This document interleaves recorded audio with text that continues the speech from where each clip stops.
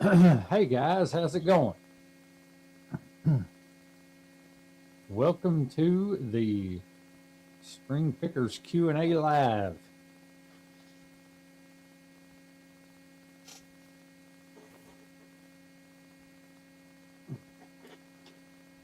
Let's see, who do we have here? We have Mr. C.D. Nelson. Well, all right, I guess it's Sexy Legs Week on YouTube. I don't know where you see that at. My brother from another mother, Brant.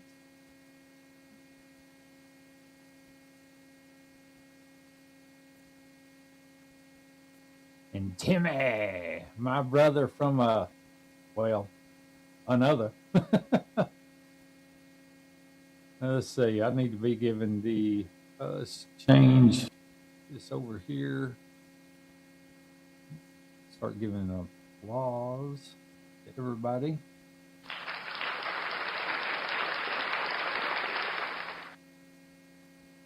And let's see, this is okay. For right now, that is what we've got in the live. Broke out Lieutenant Dan today, just kind of messing around with it. I built a cool little patch on the Velton GP50, and so. Oh, did it? Oh, well, that's an old thumbnail then.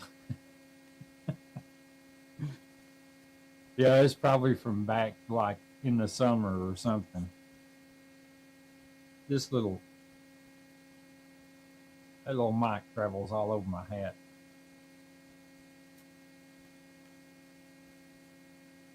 And hello there again, Mr. Timmy. Timmy, brother, I'm sorry I missed your call earlier. Today has been a day. I mean, I'm showed up here late, if that tells you how my day's been going. It's just one thing after another. I've had an insurance fiasco I've had to straighten out. It's just unbelievable. All kinds of stuff going on here and there, and I've tried to gather myself pretty much all day today.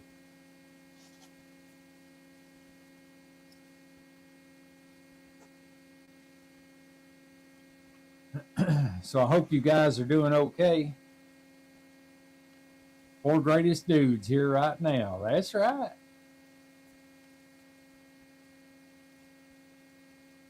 And Lieutenant Dan. This GP50. I mean, don't get me wrong. I like the patches that are on this unit. I do. I mean, but they're like patches with any unit. You're forever trying to tweak them to best match your sound. And well,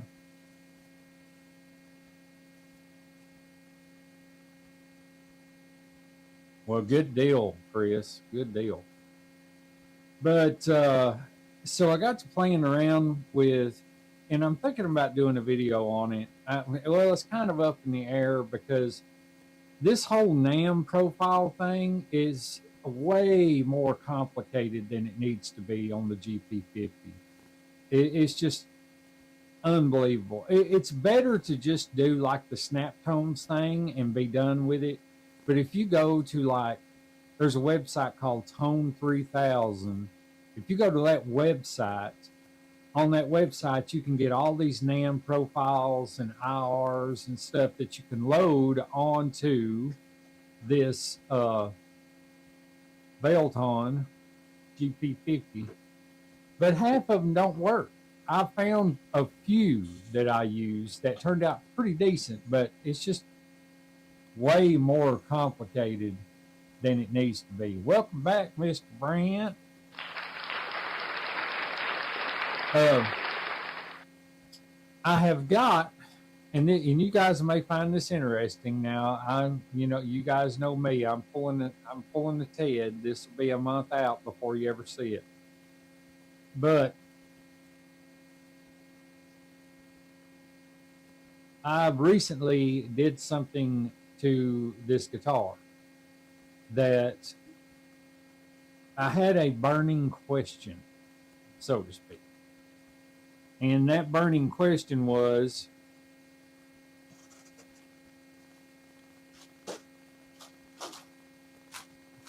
you guys remember these?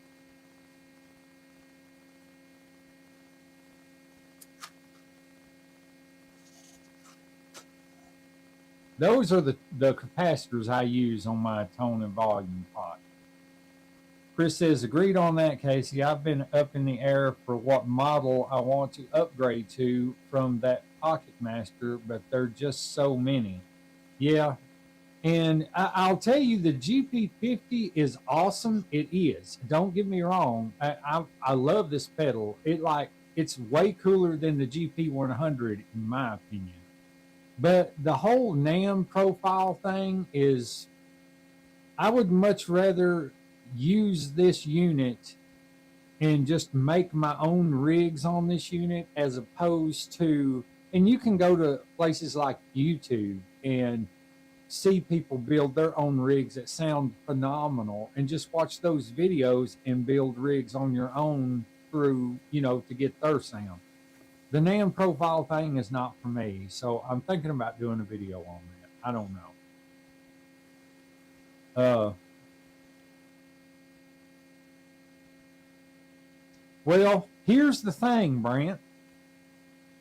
I'm glad you brought that up. I was watching a video not too long ago that was talking about these orange drop capacitors. You guys probably know this. I don't own or never have owned or have never bought orange drop capacitors. Never.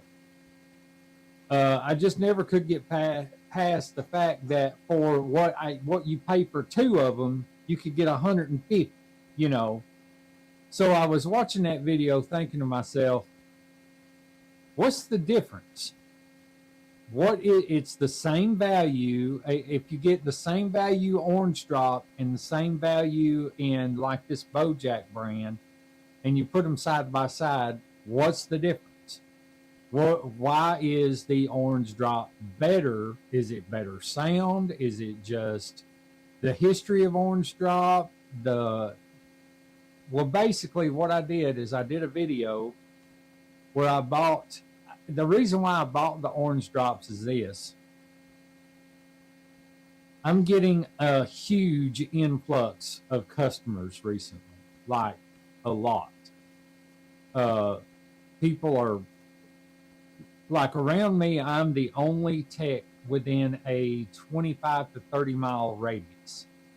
And the other techs outside that radius are charging $80 to $100 a setup. And so to help my community out here in my county, I decided that I just put it out there, and I done cheaper setups. And then I would do parts replacements for the cost of the part. and the labor would be at a minimum. And the harder the job, of course, more money, but nothing crazy like you would see at some of these techs in these music shops. And I'm not downing them for no reason whatsoever, because techs and music shops have a building they have to pay for. So they have to make that money somehow. But when, uh, when I put that out there, man, I'm telling you, I have been one busy dude. But getting back to this, I bought some orange drop capacitors because I know it's only a matter of time before somebody brings me a Strat or a Les Paul or something like that and says, hey, I want you to replace these pots and I want you to get tone capacitors put in there. Here's my thing. With pots, there's a difference. There's an out. Everybody know, well, at least I know, and I think John done a video. The Art of Tone, their potentiometers are fire. I've always loved their stuff. I have bought I have bought pots off Amazon that were cheaper price in order to help people out in that line that didn't have a lot that they wanted to spend on, a part like that to be replaced, especially in a cheaper guitar. But more expensive guitars, you want to put really good quality products in it. So there's a difference in that. What was the difference? With tone capacitors. So I put it to the test. And the test was on this guitar. And the video is going to be really cool. I did a side-by-side comparison between the two. At first, I put my Bojack .022 in there. And, yeah. You got it, brother. Straight up all day. I'm just missing a cowboy hat, a big jaw full of red man, and a spittoon on the floor. So anyway, I had done this video, and when I done this video, I used the .022 capacitor out of the Bojack kit. Put it in this guitar, and what you guys don't know about this guitar is, and the reason why is because I never did a video on it. I put a tone capacitor in this guitar that does not work when my pickups are full bore. Like when you, well, let me give you an example real fast. I'm going to play it with my pickups not split, and then I'm going to play it with the pickup split.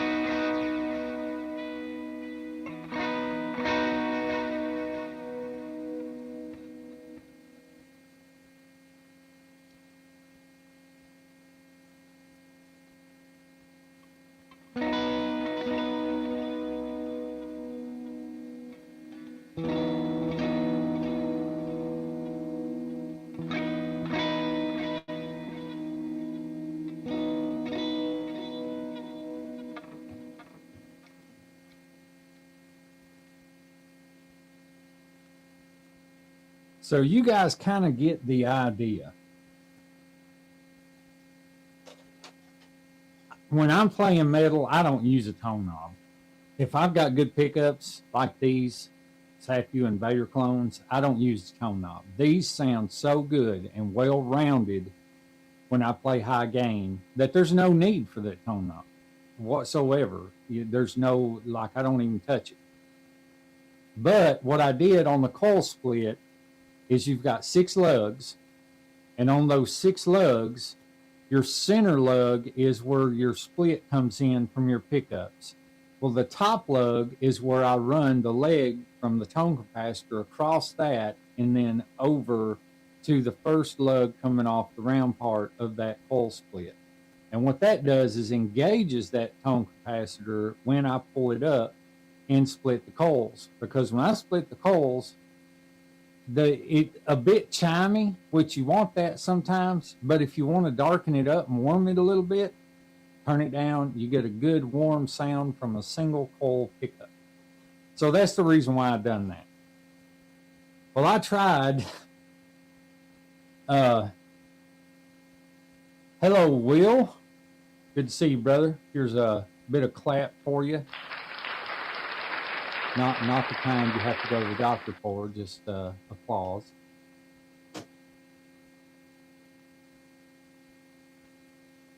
Will says, I don't use tone on my ProBuckers, buried those in the cavity, just have push-pull volumes exposed. Well, here is my thing. I tried, and I'll just give you a spoiler. Guys, there's no difference. There is no difference. I don't care on this guitar between this cheap $16 set of Bojack 150 piece capacitor, bunch of different values in that, and the orange drop capacitor, same tone. So I think that a lot of it is based upon history. You know, we all know orange drop has been around for a long time. Maybe longevity, I'm not sure. I've had those Bojacks for months installed in several guitars in here and works just fine. Absolutely perfect. They do their job. But I was kind of surprised by that because I didn't know really what the difference was. Was it better tone? Was it, I mean, did it get darker? I mean, and I left the orange drop capacitor in this guitar. It's got one in it now, and I left it in there just to try it out over time and keep using it that way. And it does so well. I mean, as far as, I'm not downing them. I'm not criticizing orange drop at all. But the Bojacks did the same thing. Same tone and everything. On the video, I actually mentioned that I thought it might have gotten a little darker, but what had happened in the video, and I didn't notice until after editing, was I grabbed one of the bass strings instead of more than I did the treble strings. And then I done a strum with Bojack, strum with orange drop, strum, you know, just like that. So you would get to your ear. And so whenever that video comes out, you guys will have to check that out. Because when I edited it and got done with it, it just blew me away. I was really surprised that there was no difference in tone whatsoever. The same value, granted. Now, if you had different values, of course, there'd be a difference in tone because some of them get darker than others. But I just couldn't believe that. And I paid like $20-something for 4 of those orange drops. And I paid $16.99 for 150 of those things.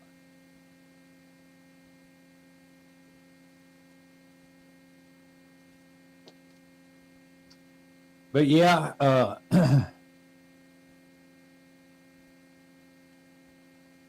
hey, Chris is here. Let's give Chris the clap, everybody. Not the kind that sends you to the doctor, just the clap.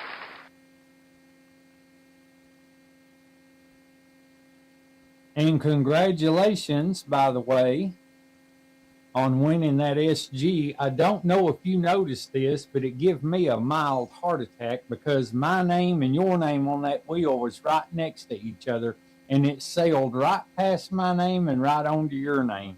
And I was like, man, that was close. I'm not even a huge SG fan, you know, but still, I would have took it all day long if it had landed on me.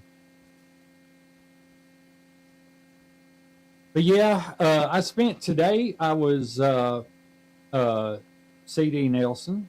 Spent today going through this Velton GP50 a little bit more, and I've created a pretty cool rig on this thing that sounds. It's modeled after the Vox um, AC30, and I'll have to dig that up with a top boost. Yeah, it's called the Foxy 30 TB, but it's after a Vox. The TB's for top boost.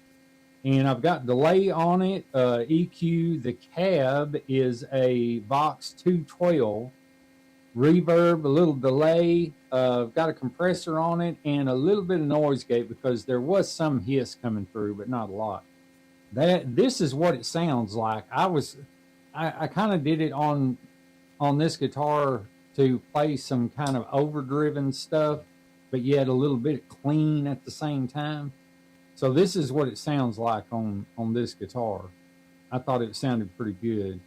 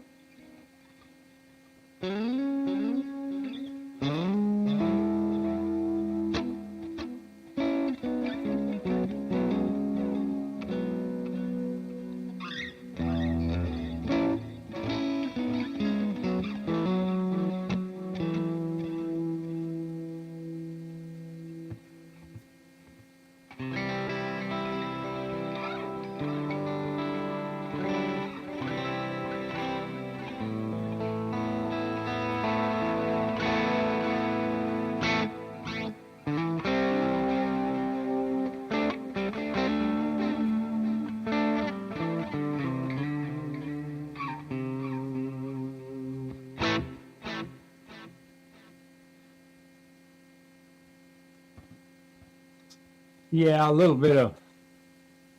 I like it. I thought it sounds really good in the room. I'll just put it that way. Not tried it through the not tried it through the carving yet. I've done everything through the monitors with it so far. Maybe a completely different sound coming from that thing. Let's see. CD Nelson. Chris, I commented that you should go take a break like you usually do when you win the contest. I'll take half credit for your win. uh, let's see. I like that the body isn't as thin as an Epi. Yeah. I don't know. I'm kind of with you on that. A lot of Epiphones have the thinner body. I will tell you. Uh, I will tell you this. Epiphone has a guitar out that I do so want in the worst way, and that guitar is the Epiphone Les Paul Widow, the ones with the real vibrant colored binding around them. I want one of those. I do. I'll have to say that. Oh, that's cool, man. My grandson's moving down. I'm going to give it to him when he comes to Florida. That's awesome. I can't tell you how many guitars my son has wound up with that used to belong to me.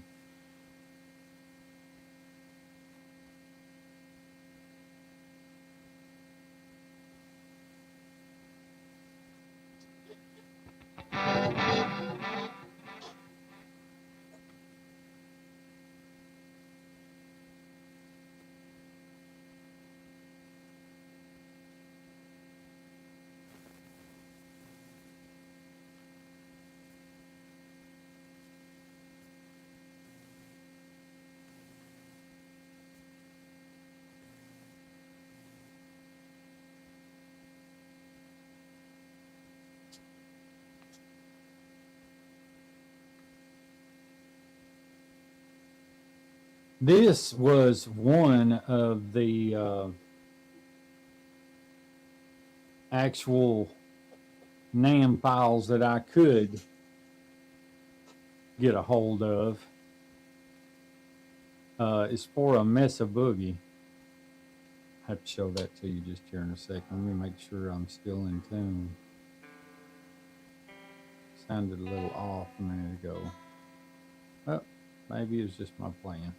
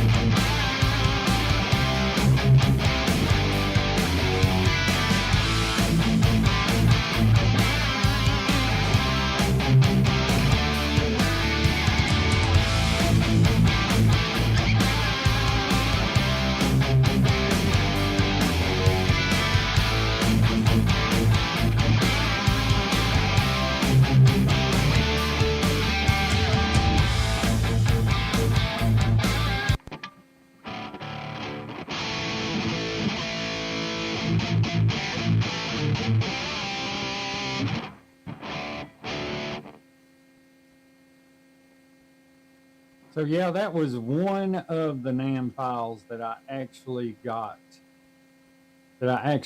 to work.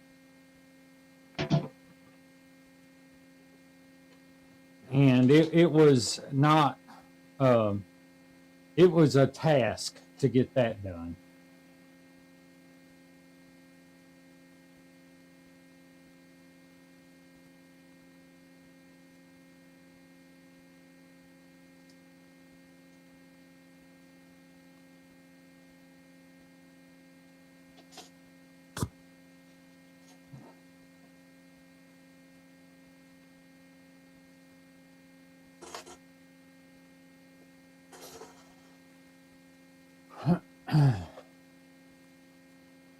Okay, catching up with the comments. Oh man, we're 7:15 now. No, oh man.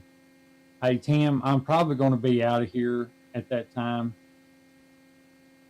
I wanted to get in here just a little bit early. Oh, by the way, you get to clap like everybody else. Not the kind that you help see a doctor for, just applause. I'll probably be out of here by then. It's been a really rough day, man. I've had a lot going on today. I was kind of a little bit late coming to the party, but I showed up, so that's got to count for something. Let's see. It's the budget one, but yes, still very nice. Plays very well through 942s on it, and the rest is history. Yes. Brant, May, Will. Tone says, I had a company want to send me in-ear monitors, couldn't figure out how I'd make a video, so I said, no, I'm with you. And that's another thing I wanted to kind of address too. I kind of looked into that today. Chris had sent me a link to that, and I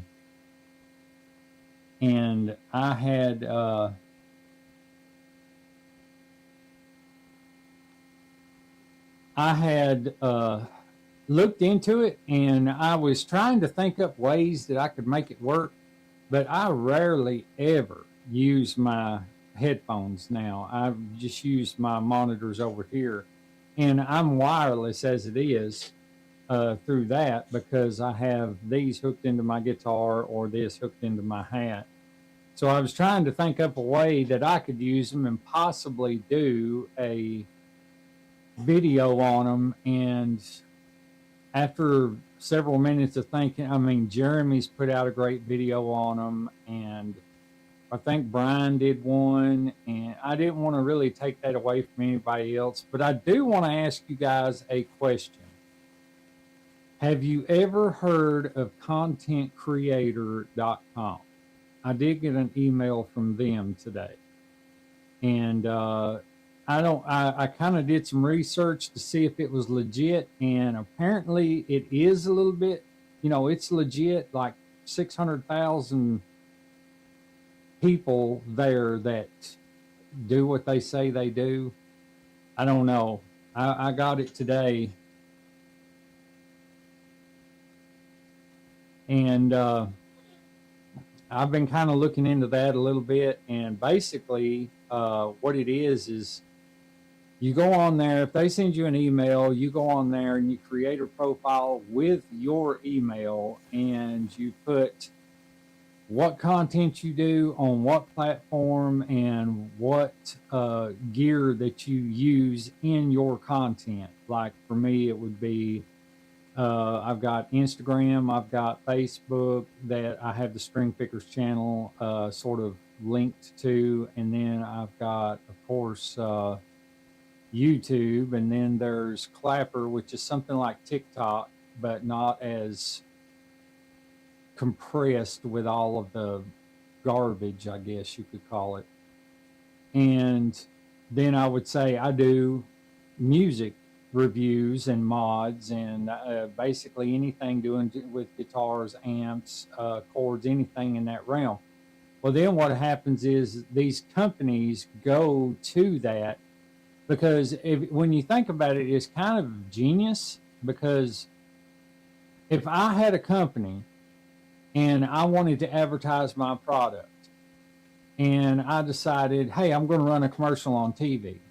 But then you look at the price of that commercial, and you're like, wait a minute, that'll bankrupt us before you ever even get the first product sold. And let's just see what some YouTube creators are doing.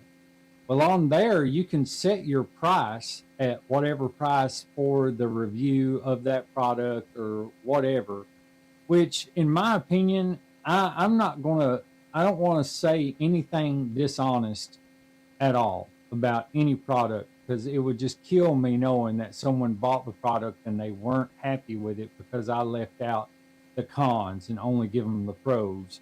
So yeah, I don't know. I've still got to do some more research into that, but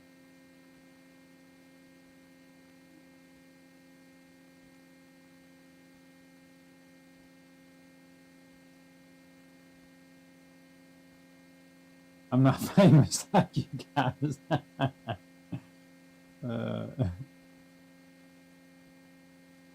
Well, yeah, I didn't either. I didn't know it even existed, Chris. I sure didn't. I didn't. I didn't know what to think. So I'm researching it more before I start giving out, emails and because I mean you never know what you get into. That's like opening a door to 600,000 people and saying, "Come on in." I would have to better refine that research a little bit to figure out what's going on with it. Let's see. Yeah, and that's right. We're all famous to each other. I never forget the first time I talked to Brant. I was like, "Holy crap! I've been watching this dude on YouTube for months now, and talking to him on the phone. It was crazy. Forgot to even ask for an autograph. That's how nervous I was."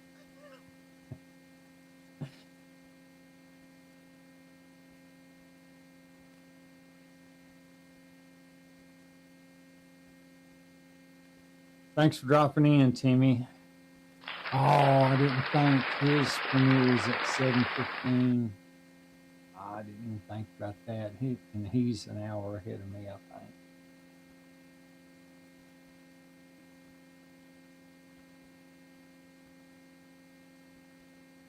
Hey, Cal's here. Big hand for Cal. How are you?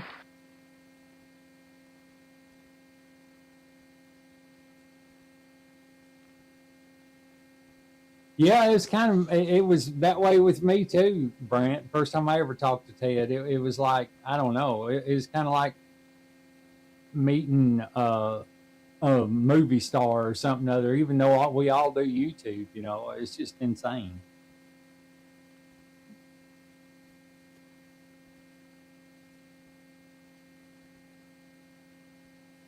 Yeah, Brant was the first person I talked with. I missed your call today, Chris. I tried to get a hold of you.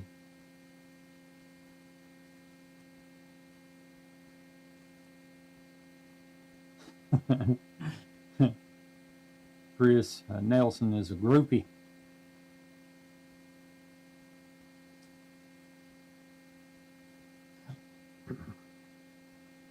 But yeah, also, I don't know how many of you have seen it yet. I had a video come out today on the Joyo Hot Plexi pedal, which I'm still using, by the way. It's on my pedal board. It lives there now. I like that pedal. Paired with the Leo James IR box, money. I like it. I run it by itself through the Carvin and sounded really good too. So that was sort of an investment. Like that's the poor man's Marshall modded, uh, plexi, and so when I seen it, I thought, yeah, I'll give it a try. I'm always a day late and a dollar short on all the products I try. I get something I think is new, and then I look out there and there's videos on them from a year or 2 years ago.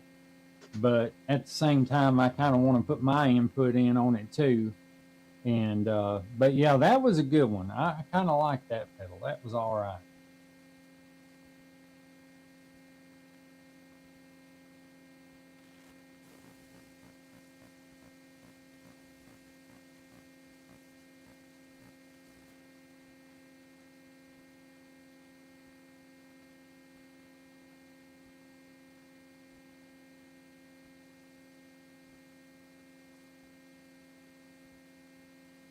Oh, no worries, no worries, Chris.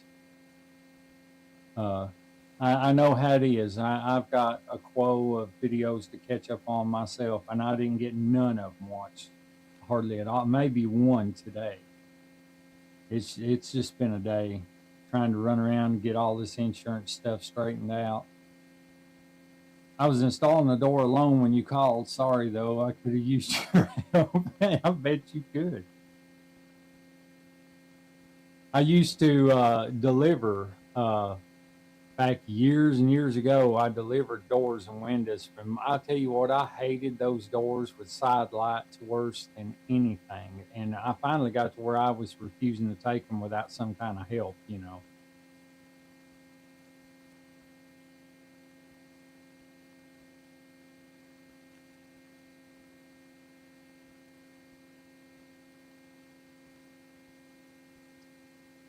I would, Brant, I'm going to tell you,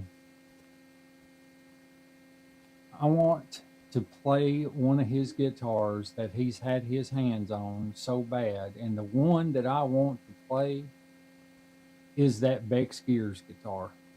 After everything he's done to that guitar, I'd love to have my hands on that.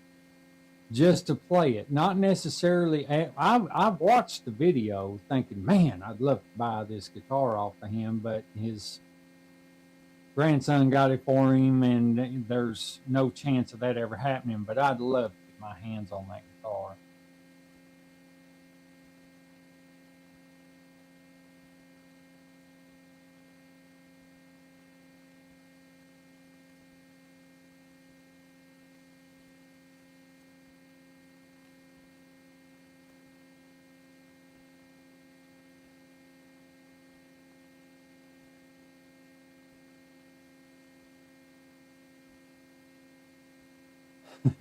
Yes, it is.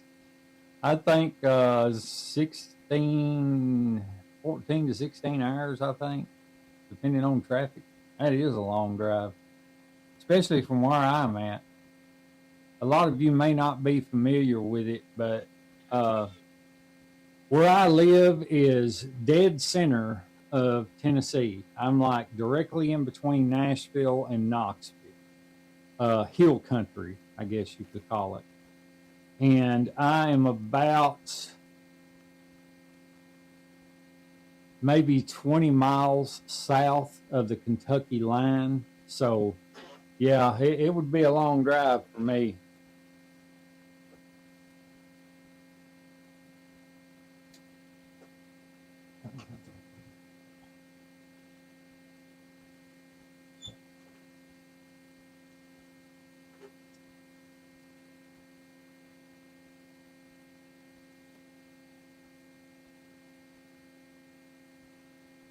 Yeah, I've thought about that, but man, that Beck's guitar, everything that he's done to that guitar, Brant, is that thing is amazing. I mean, really amazing. I love that thing. Hopefully, mail should get there by tomorrow or Saturday. Don't pay for Express. Express, yeah. Well, it didn't show up today. Uh, I tell you what did show up today, but I am looking for it, and I really appreciate that, Chris. You're the man. I mean, don't tell the others I said that, though.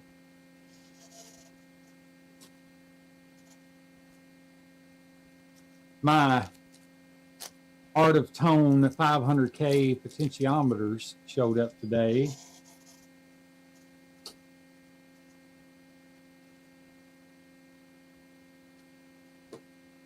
And there is something else. I don't know what I've done with it though. Oh, yeah, I do. Right here it is. And this showed up today.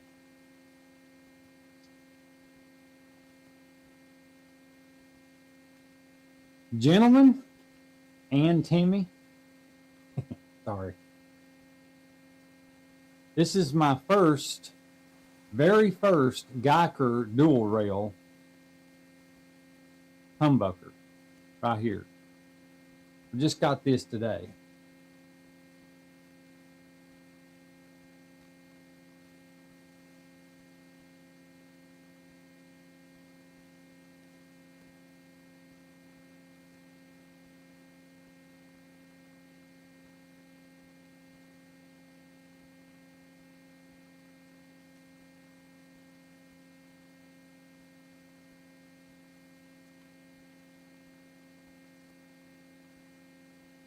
Tim says, I did an acoustic cover of November Rain. I played the solos electric though. Cool. I've got to check that out.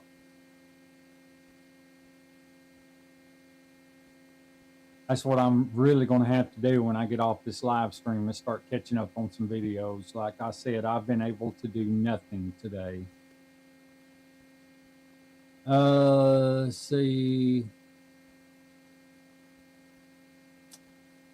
You should try your hand at one of those Bex kits. Yeah, I know. And I've thought about it. I really have. I want to do the drill through conversion like Ted did, and I said in his live stream Tuesday that I wanted that thing that he has to center up and give you a straight through hole because that dude has got backbone. I'll just tell you, because I'd have never done that. But it was genius on his part because he found that instead of using furls on the back, he used that one piece to cover all of those string through holes. So that was really cool. You know, you can at least hide something. But I want one of those for my drill to use to do things like that. And C.D. Nelson, if you're still listening, when I replied to your comment about the tool thing earlier and said that you never have enough tools, there's always something else you'll want, that's exactly what I'm talking about, brother.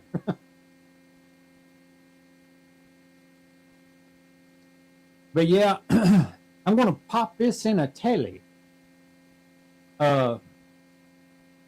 The reason why I got this, you could get two of these, and I didn't realize they were both the same except for output rating. You could get one that was like a 7.5 to an 8 in output on these, which didn't make sense to me because, you know, if it's going to be a dual rail and it's going to be a humbucker in the size of a single coil, it should have like closer to humbucker output.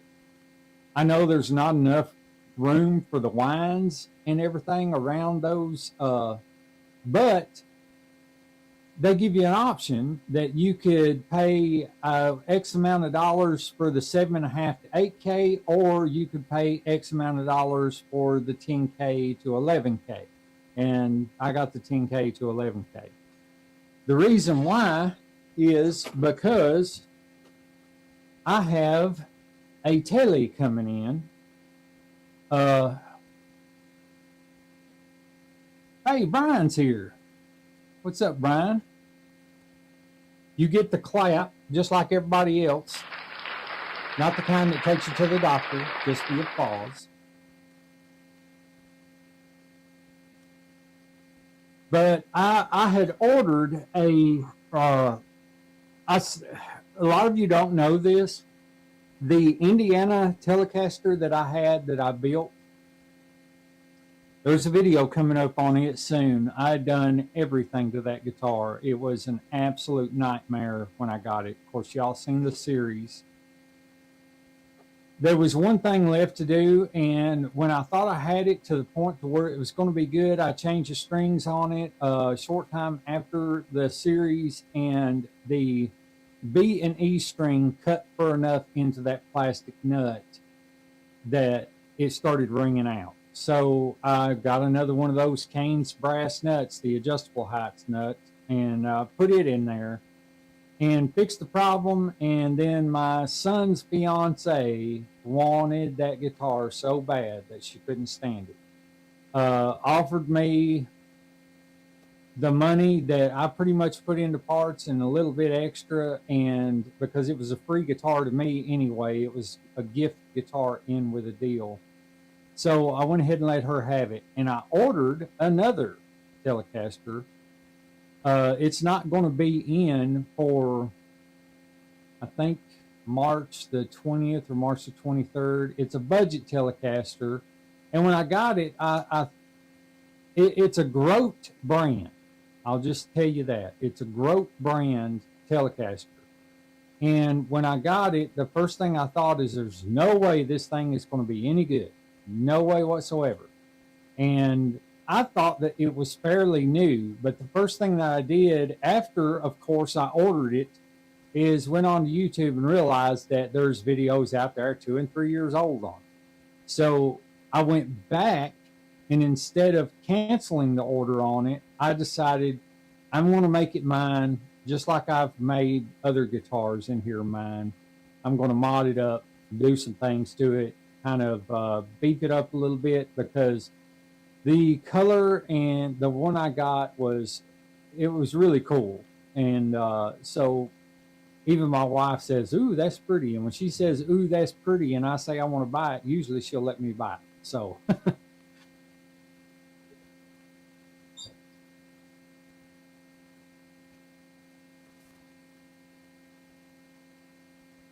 yeah, what Cal says, like and subscribe, by the way. Oh, Billy Bob Redneck does all that for me now. I'm swapping back to where I start doing it every now and again. He's starting to demand money from me for doing that stuff. So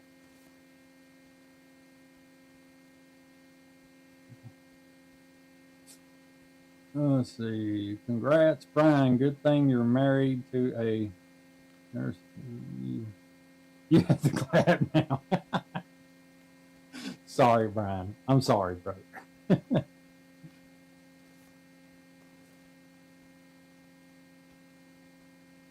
If you ain't first or last. Ricky Bobby. There you go, Chris. No, put that evil on me, Ricky Bobby.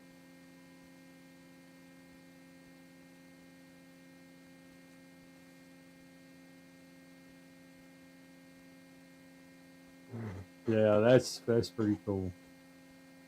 I'm glad you guys showed up.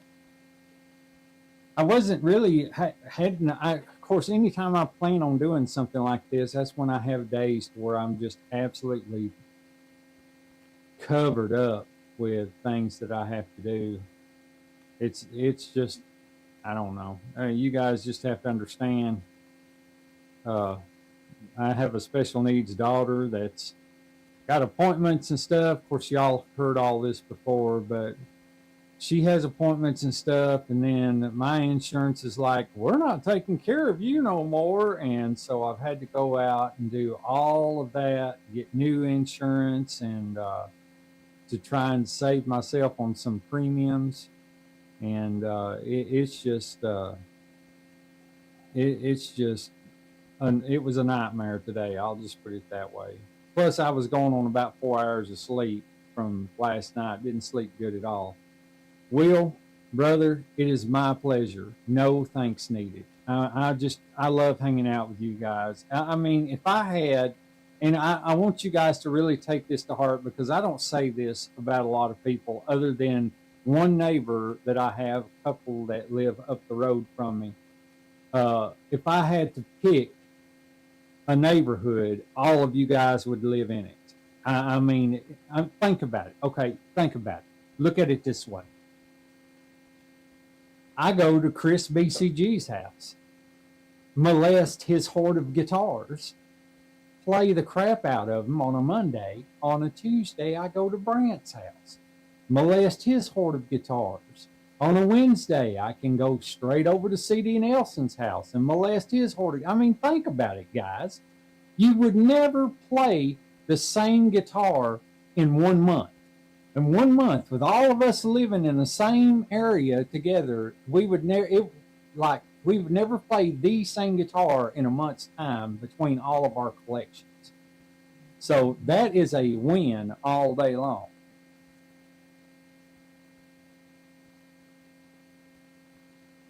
The Headrush is phenomenal. I just can't even tell you that I said in a video that I give a product 5 stars, and I've only done it twice since I've had this channel. The highest anything ever gets is like a 4.8 star. The Headrush was a 5-star product. The only con to the Headrush was that little tiny expression pedal right here. But it gives you an expression out, so you can put a full-size expression pedal on there, and you can use the tiny one for volume and your full-size one for one of the many. They've got Digitech walls on there, Morley walls, Crybabies, just all kinds of different expression pedal effects on that. That head rush is my absolute favorite pedal of all time. Now, that I've owned. I'm not going to say that it is the best of all time because there's a lot of pedals I want to try. I want to try the Line 6 Helix Stadium. I want to get into that.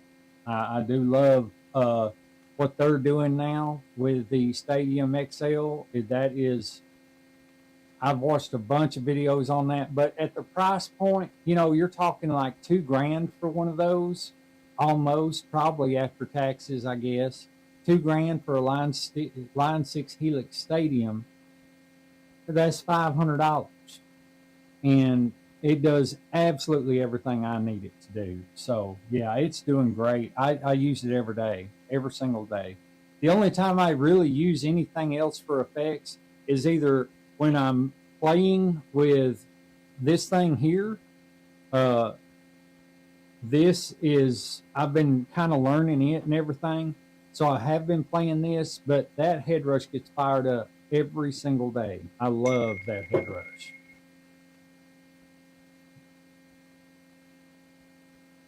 Let's see.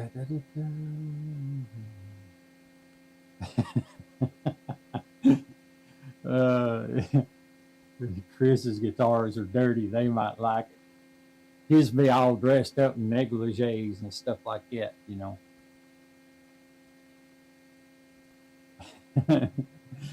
Yeah, well, you know, Will, the reason why I say it like that is my son is here every weekend. Every weekend he comes to our house, and he's always either uses some excuse,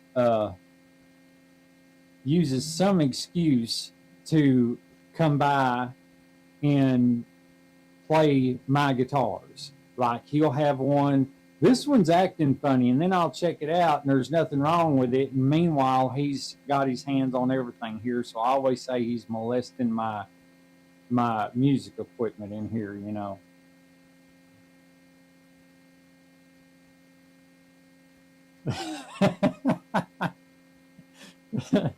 Yeah, Brent, that's pretty much the long and short of it. And to that, I would have to say, if I can find the button, I've not used it in a what? Maybe it's this one. I think that's the one. I can't hear it because that separate interface goes to you guys instead of through the monitors.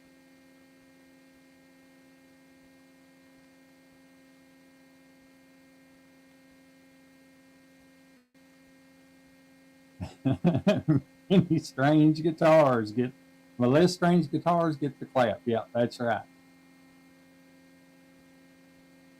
Brant says that Cal. Oh, I think it's Casey who's doing the killing around here. uh, this is what I'm talking about though. It's just such a great community. I mean, an online community. If you had a neighborhood community like we have with each other, it would be awesome.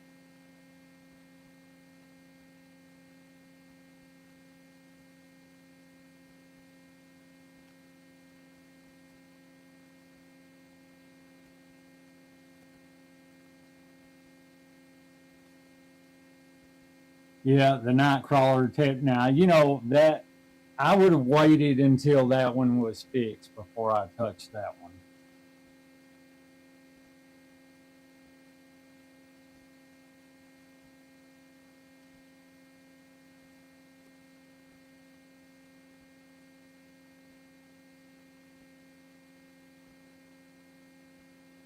Yeah, and that's me, Chris. I would do the same.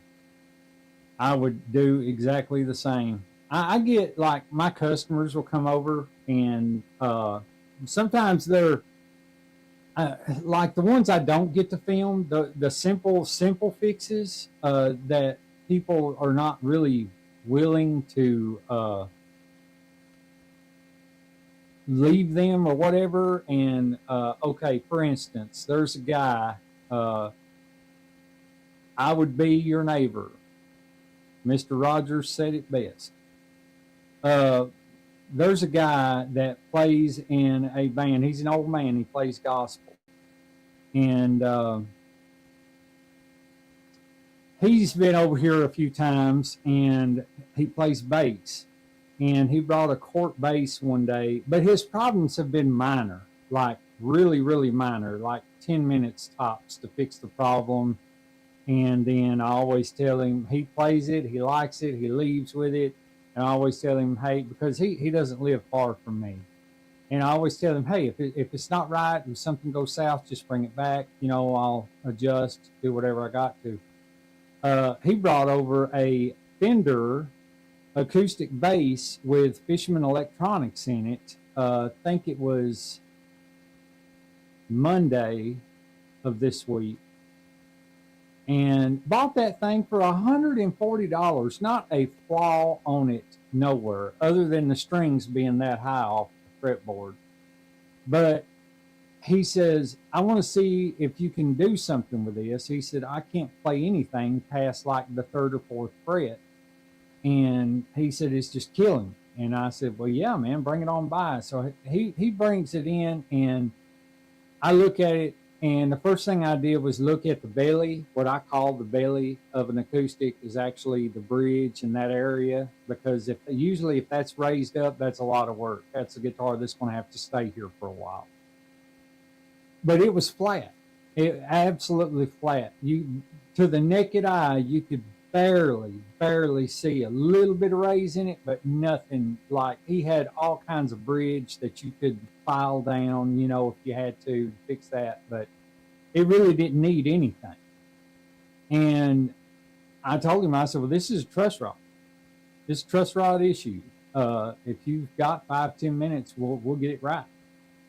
Apparently, the guy that sold him that for $140 bought it brand new and just stuck it in a closet after plucking a couple of strings and never touched it again. And that's the absolute worst thing you can do to a guitar, is just not play them and not take care of it.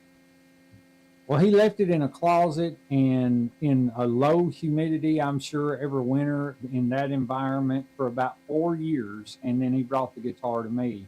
And when I got it, I loosened all the strings. I straightened the neck out, conditioned the fretboard really good, even spritzed it with some water, and then went over it with conditioner and Howard Speed and Wax. And I buffed off these frets and put the strings back on it and tried it out. And I am not kidding you when I say I measured everything that I've seen on bass measurements on string height have been anywhere between, some people like it around 225 to 275 on the low E string, and then on the high G string, they like it between 175 and 225.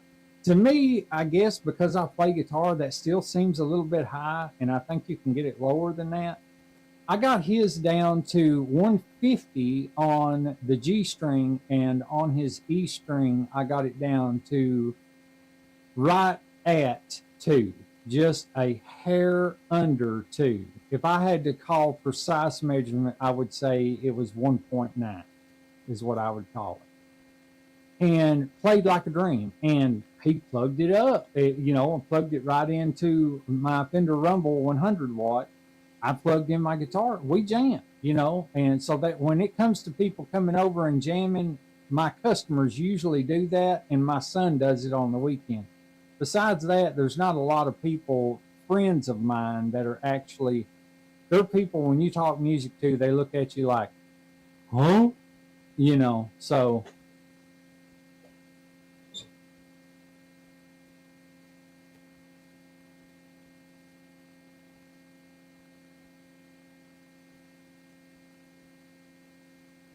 I'm getting behind on comments.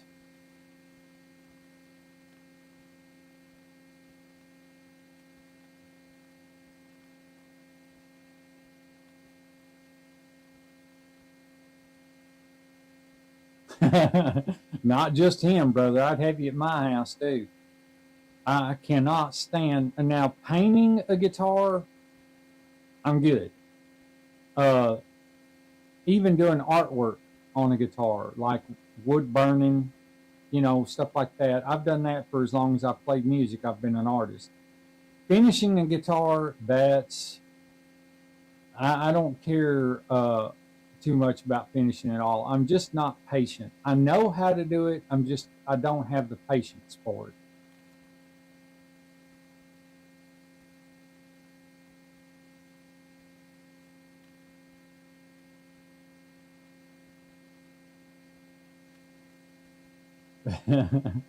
So all of us neighbors, us Eddie Murphy, sign me up, Cal.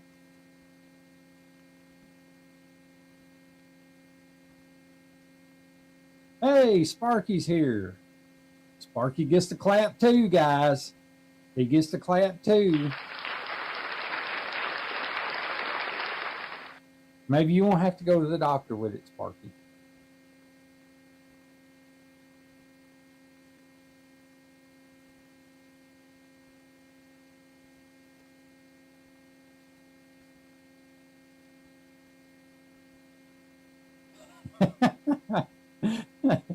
You have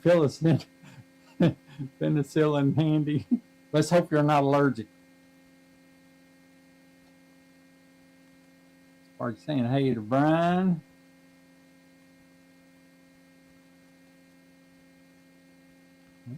That's cool. Brian ate the popcorn trail that was left.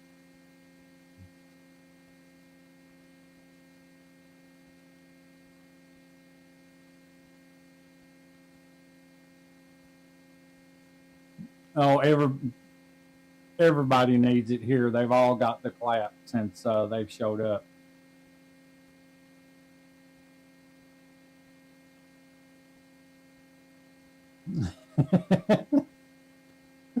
Oh, this is hilarious.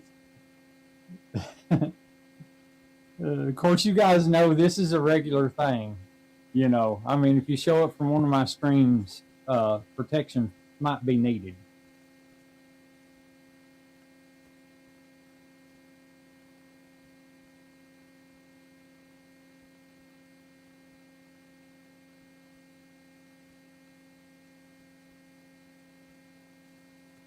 I would agree, Cal.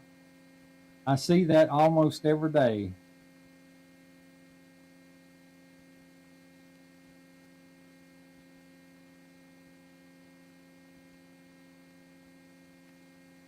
Now, see, if okay, look at this comment, guys. Now, I'm talking community. If we all lived in the same community together, look at this comment right here.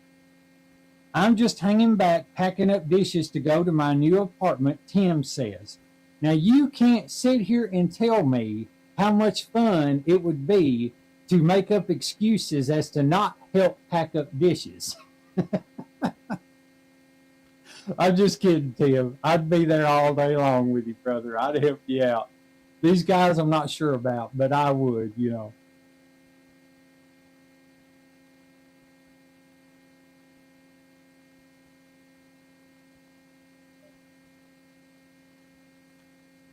I take that. Oh my. Oh, this is insane.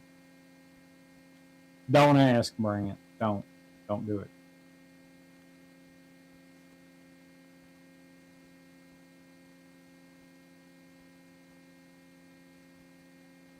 I've not seen that. Uh, Cal, I seen enough when I seen Ted open that guitar up.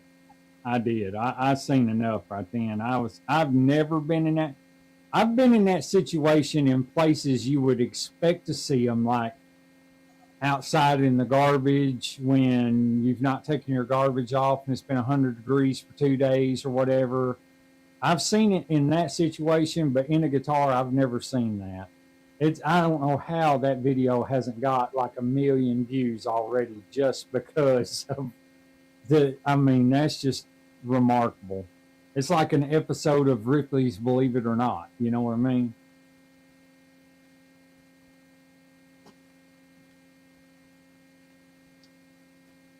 Yes, you are right. Well, I would help you pack some dishes, but as payment, I would probably be into your hoard of guitars.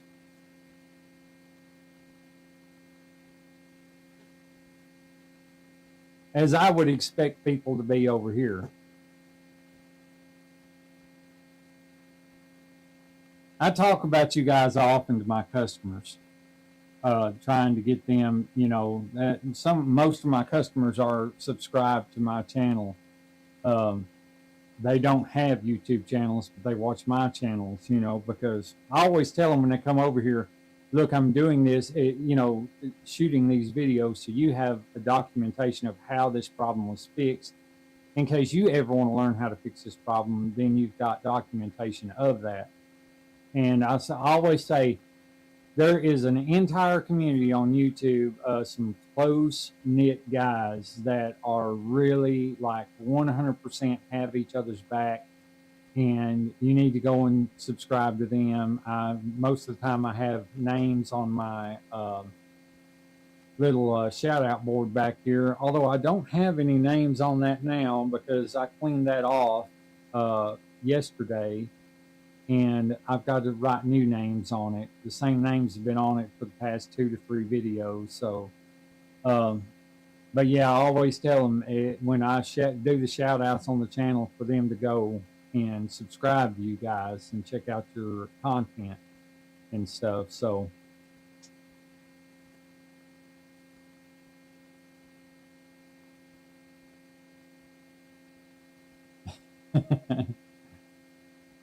let's see. To his credit, he had gloves and a mask on. I get dry heaves if I hit food in the. Yeah.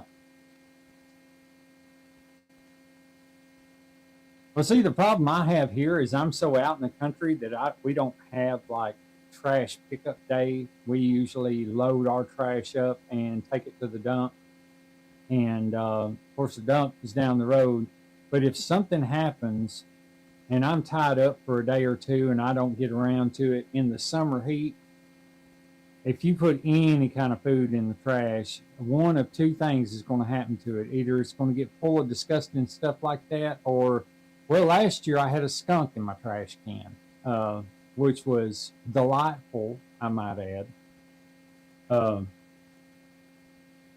I was absolutely mortified when I went out there and looked, and I was like, oh man, and it had been there for a couple of days. I took a broomstick and just turned the trash can over and let it go on its way. But yeah, I have some wildlife here, brother, I'm telling you. And I hate to let trash sit longer than a couple of days when I'm just down the road from the dump. I just toss it back to my truck and go. But you give it a couple of days in the summer heat and it gets pretty right.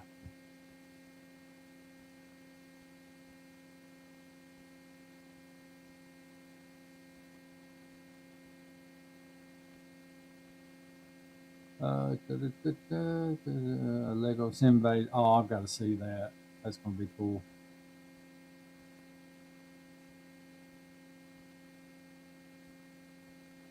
On Harvey jumping. Should have given it a voice. That's too much rock and roll. I'm out of here.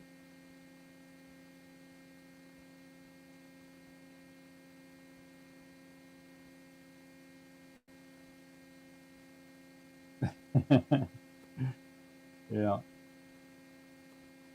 Yeah, I do. I can turn it on real quick if I can find my other wireless system. I don't know what I've done with it.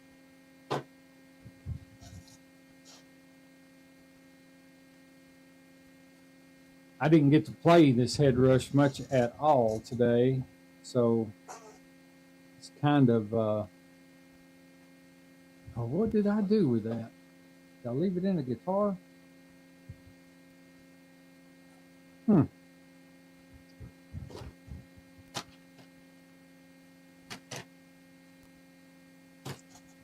Well, I must have. I don't know what I've done with it.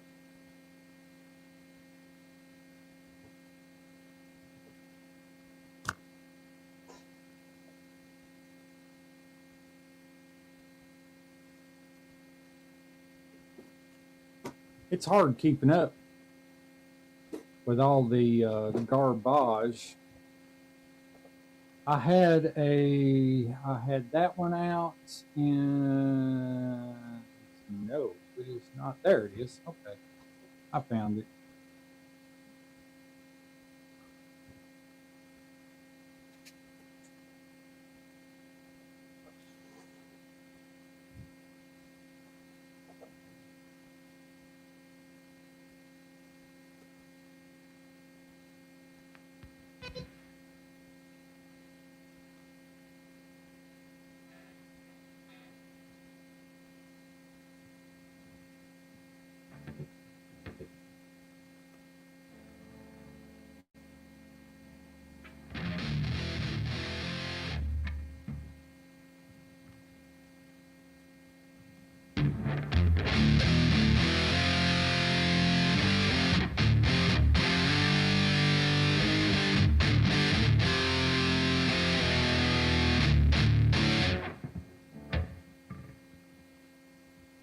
That's got a lot of bite to it. Let's see if I can find another rig.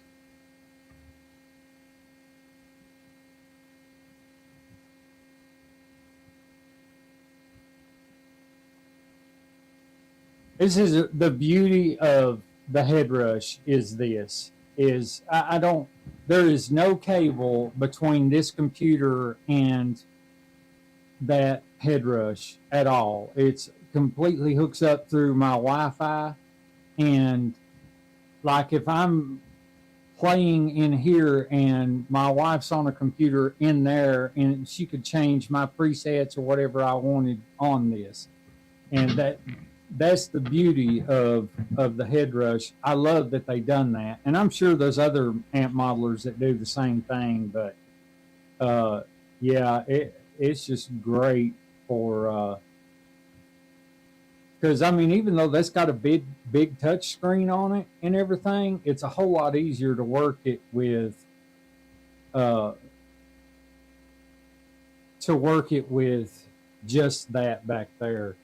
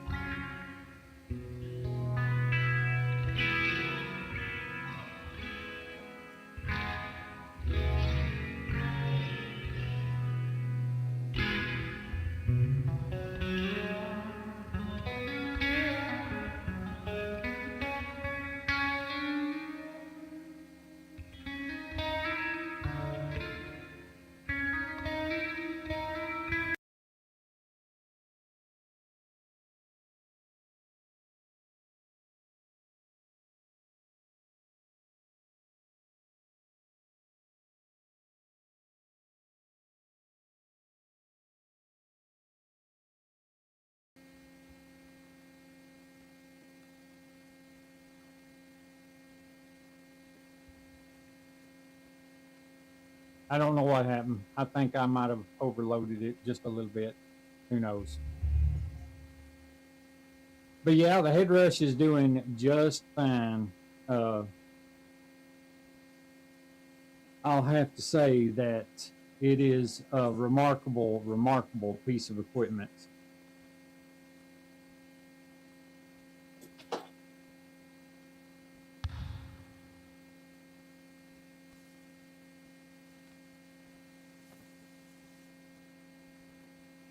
Yeah. Yeah, sorry about that. I don't know what happened. I heard something ding and it said audio was disconnected and the picture froze. So it might be something with StreamYard. I don't know. Uh-oh. Is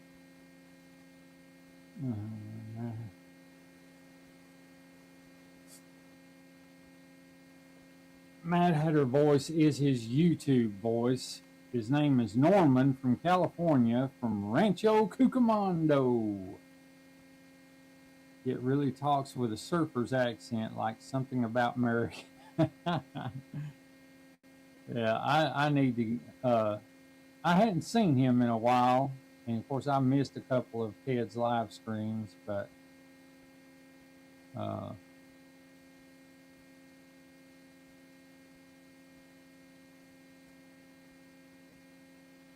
hey, Sparky walked away from the chat for a minute.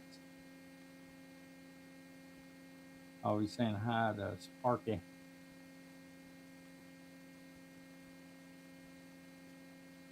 But yeah, the Cal, that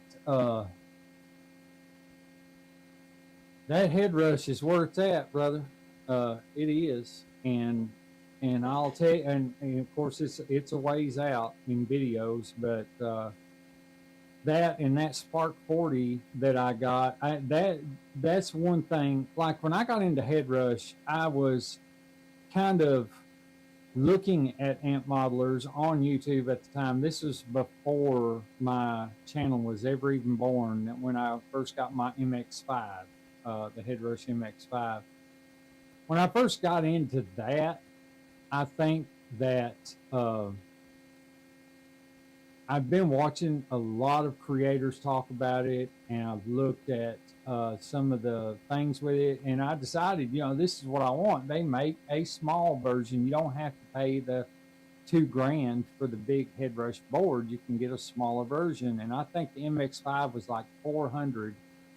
So I ended up buying that, and I liked it. It was pretty good. And then they come out. Let's see, it was last November, I guess. Last November or last of October 1, I guess. They come out. No, I'm wrong. I've had that for longer than that. It was a year this past November. And I looked at it thinking, nah, I'm happy with my MX5. And then I got to watching all these videos on it. I'm like, man, this thing does so much more than what the MX5 did. So I ended up going with that one, and, hence Head Rush Flex Prime. I love that. It's like my favorite modeler I've ever owned. So when it come to the Positive Grid Spark 40, I just thought, man, those things are so gimmicky. They're just absolutely just the rinkiest, dinkiest looking things you'd ever seen in your life. And I was like, there's no way that is ever going to sound good, ever. And I had a box BT25 Valvetronics, and it was an amp that had tube preamp, but was a hybrid, and you had built-in effects on the power end side of it. And it was bigger, but didn't sound nowhere good as a Spark did. I ended up giving that amp away to a kid that was learning to play guitar, and he had one of those little I'm sure you guys have seen the old school Gorilla amps that were like this wide and that tall, little tiny amps. And I was like, man, hey, Jack, brother, welcome in. There's some clap for you. Not the kind you got to go to doctor for, just this kind. But when I got to Spark 40, I'd watched a lot of videos on, I said, well, first I seen it come up on Marketplace at $150, and I thought, well, that's way under what I've seen. Some people priced them for like $300.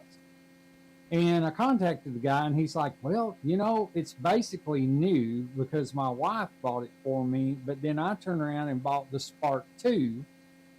And he said, so I use the Spark 2, and I don't, the first one's still in the box, and he said, I've had it out, but I put it back in the box. It looks brand new. So one of the videos after I got it, I was watching because it sounded so bassy, so kind of muddy. I had the bass turned all the way down, and it still had like a muddy type tone to it. And I was thinking, man, how can that thing, as little as it is, be like that? I mean, I just didn't understand. There's two 4-inch speakers in there. You know, I thought those magnets must be like this big around or something. And but I watched a video and the guy says, you want to take care of the bassy part of it, just take that front grill cover off and stuff that porthole with a microfiber cloth or anything to keep air from moving in and out of that porthole. So I did that and that fixed the problem.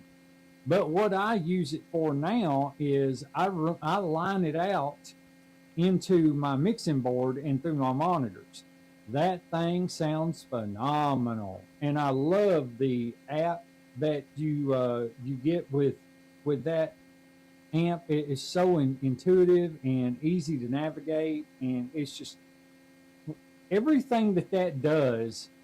Like if that were to come out in like 1988, that would be a $5,000 amplifier. It would be cutting edge for its time, and everybody would have owned one because back then we all had analog pedals and these half stacks and full stacks that we were playing out of. You know, there wasn't a whole lot of effects built into amplifiers at that time. You might have got chorus and reverb, you know, something like that. Rarely would you ever see any kind of delay on anything like that.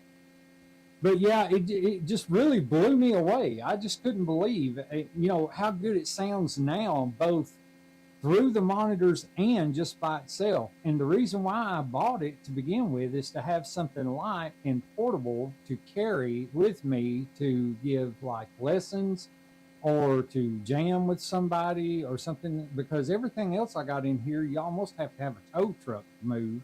It's so heavy, and of course my back ain't made for that crap anymore. So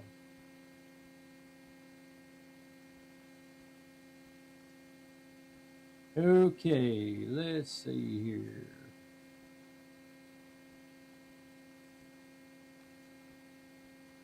That's what Doc tells me. That is from Louisiana.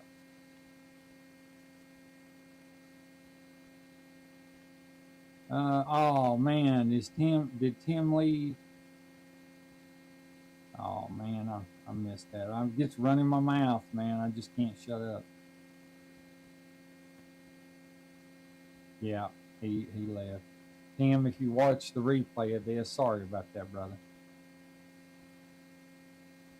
Let's see. I used to have one of those Gorilla amps. Didn't we all? I mean, really, didn't we all? I had one. I think mine come from a pawn shop, and I remember playing that thing, thinking to myself, "It's got to get better than this," you know. And because it was just, I mean, for what it was at the time, I needed an amplifier, and it worked for that. And I think I had one of those. It was a distortion pedal. I can't even remember what brand it was now. It might have been one of those Ibanez tank distortion pedals, I think, that a friend of mine let me borrow. And that was the only distortion I got was through that pedal because those amps weren't made for it. But yeah, I think we all had one of those Gorilla amps at one time. Yep. DOD metal pedal. Yep. Yeah, I had one of those too. My very first amp, believe it or not,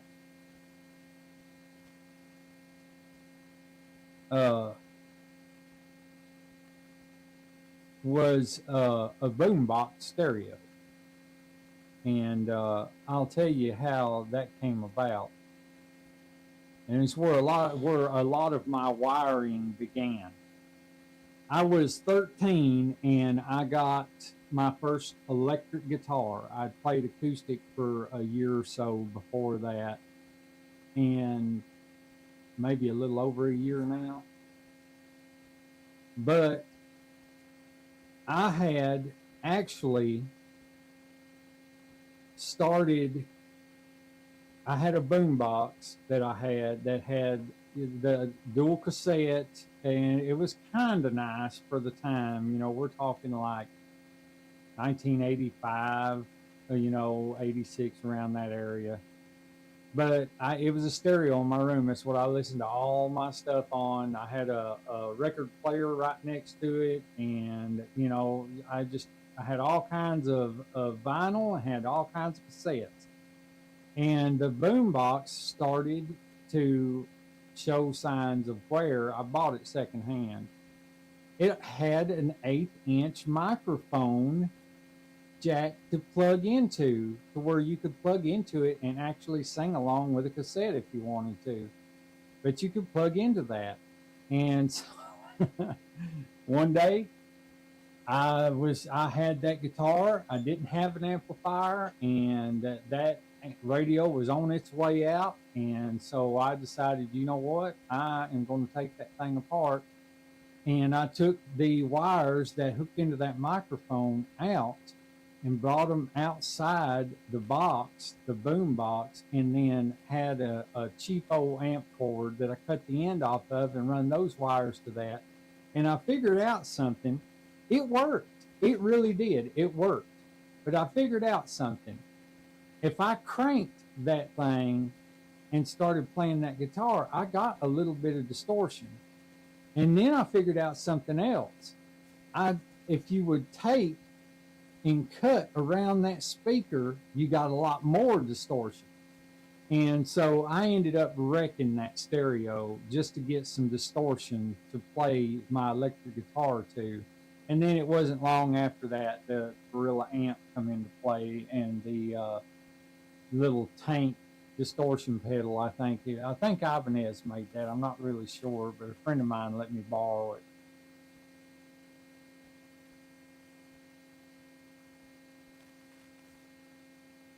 Chris, I need to find a mini distortion or OD of some sort for that board. The Frankster takes up too much room, and will go to a big boy board when I make one.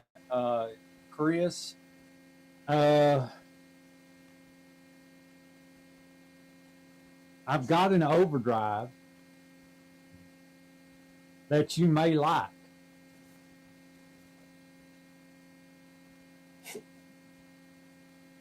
I don't use this one at all anymore. I've got so many overdrives down there. Yeah, there it is. It's focused now. It's the Tiger Overdrive. That come from Amazon. That's basically I've played this thing maybe 10 times and then just unplugged it. But yeah, brother, you're welcome to this. Now, it's not as small as the mini minis. It's a little bit wider, but not quite as wide as that one that you're talking about. But that's a good little overdrive right there in case you decide you want to go with that. And I would let you, but I'm using that one. And that's that Golden Horse, the Klon Centaur clone little mini pedal that I got. Now that one does a really good job, and it's super small, but it does good for distortion. And if you, or for overdrive, and if you put like run it with a blues driver, then you get high gain, and it's a good warm high gain too. I really like that.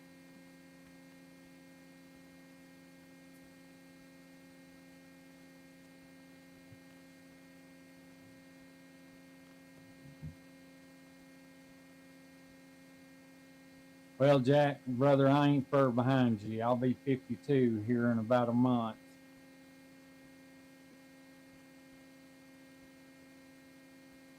Great to see you tonight. I got to get some things done. Great seeing you all. Have a good Friday. Brant, here's a little more for the way out, just to ensure that you didn't miss it the first time. A little more of that clap for you.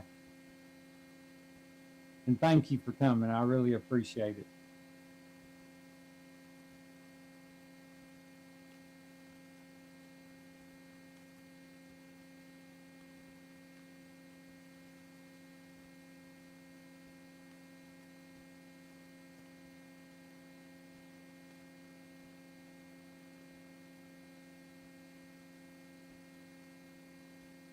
I've seen that Tiger on Amazon. Also looking at the Shield Overdrive on the Zon. Budget Pedal Chat did a review on that. Well, that one is, I've got really no problem with that pedal. It's just that I got into a kick to where I was looking for a good overdrive to use with that Carvin. And the Joyo Hot Plexi kind of, I mean, it's a good overdrive. If I put it on channel 2 and I get that Carvin to the edge of breakup and then introduce the Hot Plexi, then it does really good. But with I went through the Tiger Overdrive, the Donner Blues Driver was a really good overdrive. If you're going to get one, I recommend that one because it's just a great overdrive. I recommend it above the Golden Horse Overdrive. The Donner Blues Driver is fantastic. And then I got the Azor. It's like a TS808 and TS9 simulator, but it's bigger. If you're looking for the smaller ones, that's not going to work because it's about the size of the one you want to replace right now. But yeah, man, if you want to be hooked up with that, just let me know. I'll help you out. I don't care a bit.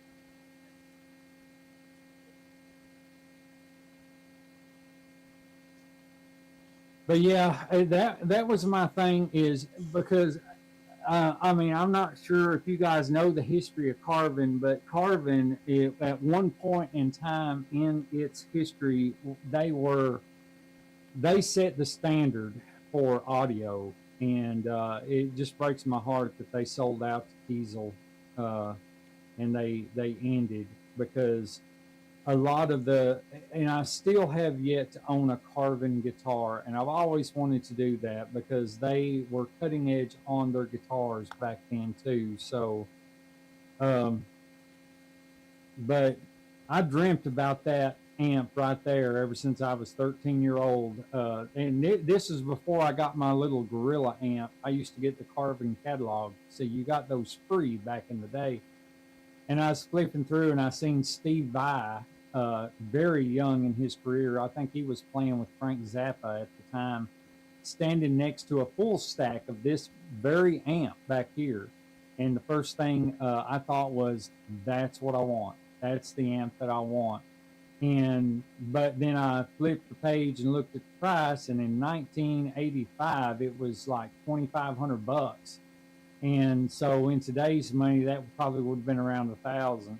But I got lucky. Just had completely forgot about that amp for years and years. Stopped looking for them, and then all of a sudden, that was sitting in a yard sale, and bought that amp for 60 bucks. Put 200 in getting the head repaired, putting new caps in it, putting a new pigtail on the back of it, and then checking the solder joints, and it plays like a champ. And it's everything I dreamt that it would have sounded like back in the day when I wanted one back then. So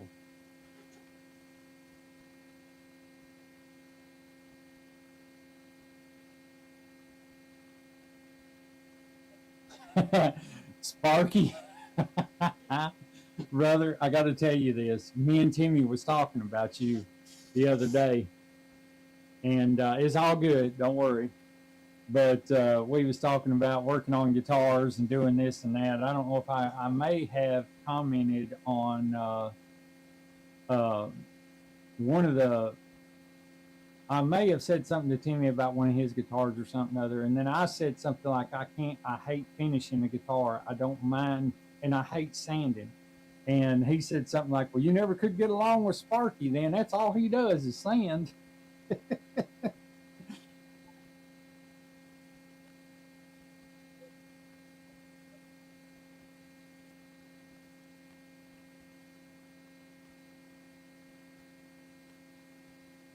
Yeah, that's true, Cal. That is true. And even back then, when we had a special trip somewhere, when I was a kid, if we went like, say, we went to Nashville, and you went down there and you went to one of the big guitar stores, you rarely even seen a Carvin in those stores back in them days. It was just sort of a mail order thing, more or less. But you would, as the years went on, I would find them here and there in some of these mom and pop music stores, but always with a big, fat, huge sticker price on them.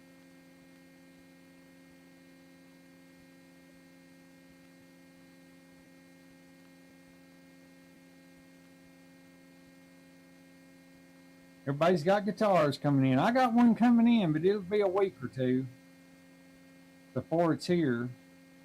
I'm kind of excited about it because I love the looks of it, but I know there's going to be problems.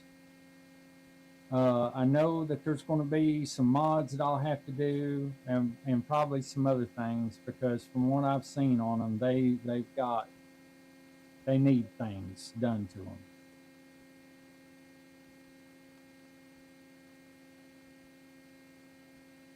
Yeah, Jack, and now Carvin is Kiesel. Yeah, I'm sorry, guys. I really am.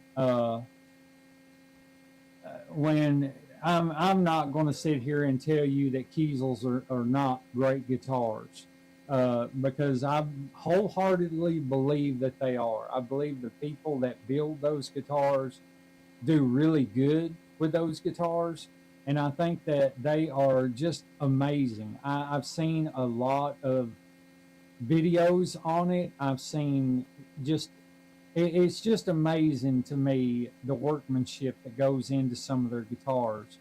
What burns me on Kiesel is Jeff Kiesel.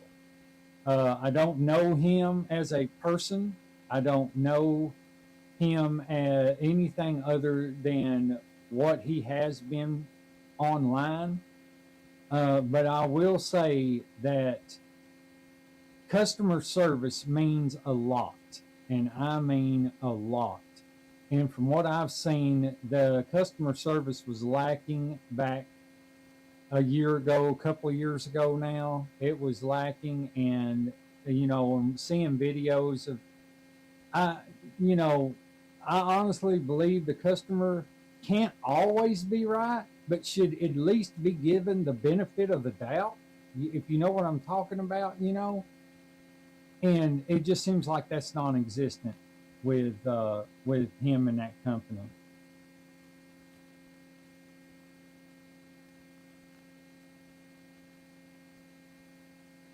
Yeah, I would have liked that. And I don't even care much about V's, but just the fact that it's a carving is just amazing.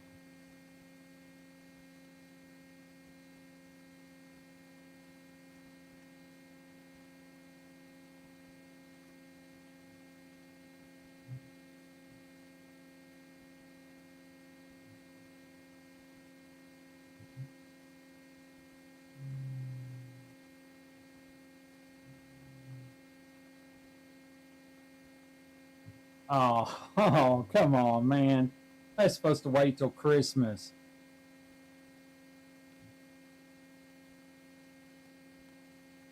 We're going to dump a whole bunch of glitter in there or something.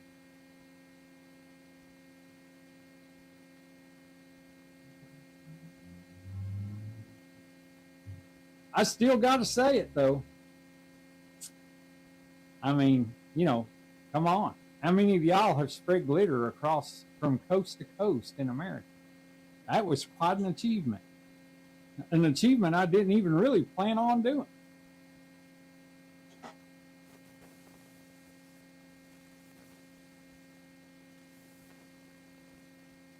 But I will have to say, your unboxing was hilarious, Chris. That was amazing. I've laughed. I bet you I've watched that video so many times I can't even count.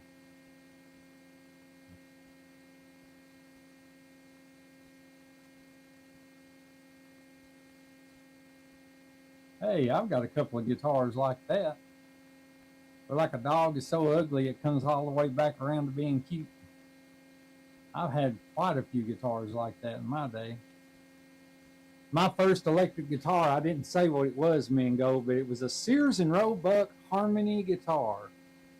And that was back in the day when you could always tell the cheap budget model guitars because the headstock would look almost like a Fender headstock, but it'd get to that one point and it'd be a dip down and back up and then go back around, you know. Uh, I kind of wish I had that guitar back. I've not, that thing is long gone. I've not had that thing in years, but I wish I'd had that back.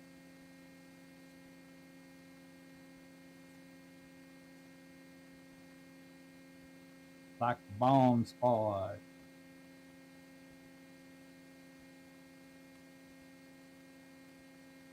Yeah, that sounds about right, Jack. Uh, Even back then, all their stuff was so expensive. And I was a broke redneck boy. I couldn't afford that high dollar stuff until I got out and started working. I got over 18.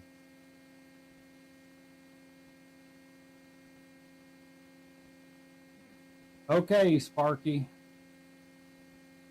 I'm not going to be on much longer. I'm going to probably kill it here in 3 or 4 more minutes because I've got to get stuff geared together for tomorrow. But I did want to come in tonight and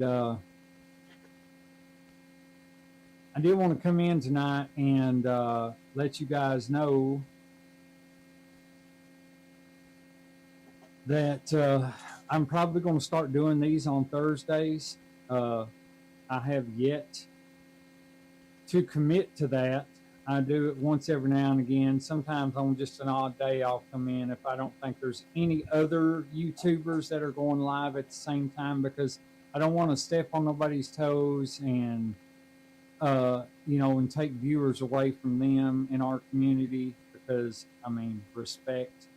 I know it sounds funny coming from a guy that's give all of you clap since you've been here, but uh, at the same time, uh, we've been dealing with a lot lately around here, and the reason why I haven't been able to commit, wife's radiator blew up in her vehicle, had to turn around and get her a new vehicle. And then past that, what else was there? Of course, my insurance fiasco that I've had to go through. My daughter caught COVID. We were lucky enough that we didn't catch it, but dealing with a sick kid is never a place anyone should be. I'll just say that. I wouldn't wish that on nobody. I just can't stand for my kids to be sick. I've got a son that's grown, and it just breaks my heart if he's sick, and not here, at his house. But yeah, I finally got things going. I've got my insurance thing straightened out. Wife's driving around in a brand new car. She loves that. I'm the Valentine's Day king. Uh, well, not only Valentine's, but her birthday, our anniversary, Christmas this year, and everything. Because I don't think I can top it, throughout the rest of the year. But uh, at the same time, it's just been a rough 2026 so far. There's some videos coming up in the future that you guys are going to see. There are not actually as upbeat. Like you can tell on videos where I go 100% in front of the camera to get you guys to laugh, to get you to do, to keep you engaged. There is a couple of videos that I have shot and put out there that may not seem as upbeat. And that's the reason why, because of the stress that I've had to deal with already this year. And people keep texting me. And so, I just wanted to put that out there so you guys know it's been kind of rough on the String Pickers front so far, but by the grace of God, we're pulling through. And we always do. I just have to remember on stressful days, pick up the guitar and play. That's my medicine for any kind of stress or anxiety. And I've not dealt with anything like that in quite some time. And so it's good for us musicians when we run into situations like that to just sit down, take a minute to get back away from all of that stuff and to concentrate on just relaxing, I guess is the best way to put it.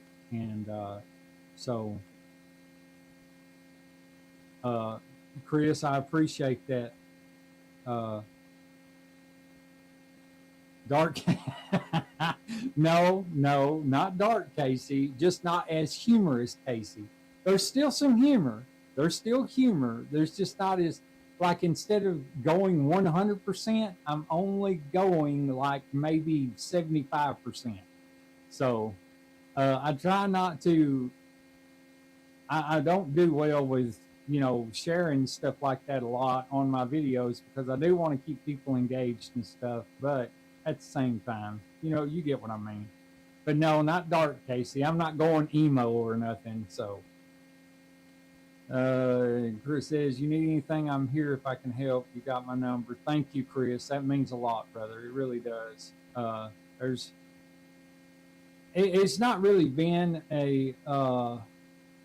it's not really been anything to that level. It's just, I hate being stressed about anything. That's just all it boils down to. It's a lot of stress, and but yeah. We'll be wearing a mask, Dark Casey. No, no emo, no emo. Uh, but yeah, and the reason why I really said that was because of Cal. Cal had said something a while back about watching my video to the end a couple of videos ago, I think now, and said something about putting something funny at the end of the video. And then it dawned on me at that point, I was like, oh man, because I go back, a lot of people don't, but when I edit, I kind of watch through the video for certain things, and just to make sure everything is, like, as Ted would say, copacetic for the viewers, to keep them engaged and stuff. And I noticed, a couple of videos there, I was like, man, you are nowhere near as funny in this video. I mean, I'm giving information, and I'm cutting up and going along and stuff, but it's not to the level that I'm usually at. And I'm usually at that level in real life. Like if you were here in this house, a lot of people would just say, Casey is like the funniest dude ever because I'm always cutting up and going on about stuff. But yeah, but no emo, Casey, no emo. Not painting the nails black and wearing earrings down to here and 100 piercings in my face and black hair and all that stuff. So yeah, remember this for Halloween time. Yeah, I may do that on Halloween. I may dress up emo and just be like, hey guys, welcome to the String Pickers channel. Like you really want to be here. It doesn't matter. I'm here. See, if I go emo, Chris will still be here. Well, guys, I think I'm going to end it there. I really appreciate y'all coming in and sitting with me and everything. And for the laughs, man, you never disappoint. You just never disappoint, and that's why I love doing these lives. Is y'all crack me up. It's hilarious. They get y'all turned on to something in the chat, and it's something to see. We could probably do a sitcom out of just this right here, and it would probably air on television. But yeah, I think I'm going to kill it right there, and a little bit more clap for everybody. There you go. Double up on your dose of penicillin later tonight, and so have a great night, everyone. Oh, Halloween is only getting my hands on ice cream. Thanks, Casey. See y'all down the road. But everyone have a good night. Again, I really appreciate it. Love all of you more than you know. And if you need me for anything, email me. My email is in the main description of my YouTube page. It's there. If you need to email me, send me your number or ask me for mine, whatever. I do not care. I'll do my best to get in touch with you. So, yeah, and it will be a more peaceful day tomorrow. Why? TGIF, brother. It's Friday. One day away from being on the weekend. That's all I got, guys. So thanks for hanging with you, String Picker here, and I'll talk to you later.